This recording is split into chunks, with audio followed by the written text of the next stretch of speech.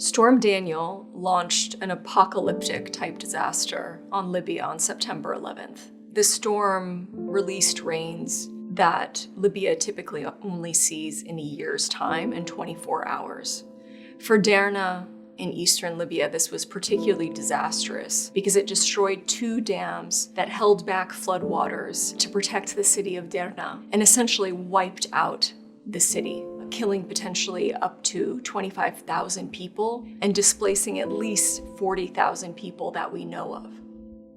Libya has essentially been at war since 2011 when the dictator Muammar Gaddafi was overthrown.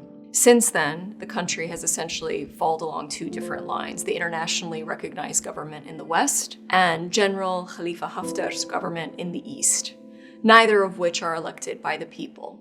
On top of that, you have international actors that are supporting both of these governments, creating a sort of grim petri dish of what the multipolar world will look like, and really adding to the impunity that exists in Libya today. Within that map, Derna falls in the east, on the Haftar side, and it is essentially the politically marginalized of the marginalized. During the Gaddafi reign, it was an intellectual hub of dissent towards dictatorship and was punished as a result.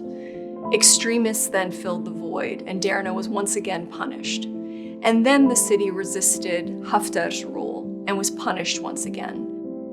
So I would say that there were 3 things that pointed to this disaster. One of them being climate change, as Libya received more rains than it has, typically in a year's time. The other is the sort of weaponization of development resources. So money that was to be appropriated for Derna and the rehabilitation of the dams was possibly misappropriated to line the pockets of politicians. And in addition, there was just sort of a lack of expertise on what to do during the floods. So there was actually confusing information for residents, telling them to actually go inland because they thought that the dangers would come from the coast.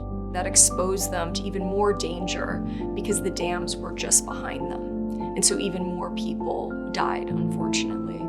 There are enormous obstacles to search and rescue efforts and humanitarian aid coming from the outside. Initially, a lot of these people and the aid that they were going to bring were actually blocked by the government there for reasons that we still don't know, but possibly a bit of authoritarian camouflage to hide the full extent of the crisis and the blame that was inevitable to go around. There are also, actual basic obstacles to rescue workers getting in, but they really need an enormous amount of help to dive into the Mediterranean and search for bodies. And in the aftermath of this crisis, waterborne diseases like cholera are a significant threat. The international community really needs to launch an impartial investigation into the outcome of these floods. Libyans need accountability more than ever before.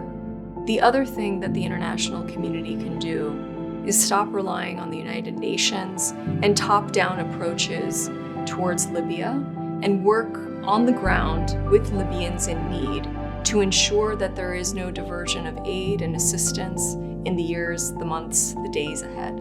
The World Bank has already said that there are ways that it could work with the community in Derna and not with the government in power. I think that would be one possible way, because what we have seen is Libyans coming together in their shared suffering. And so maybe this can be an opportunity for them to move forward together, whereas they had been previously divided.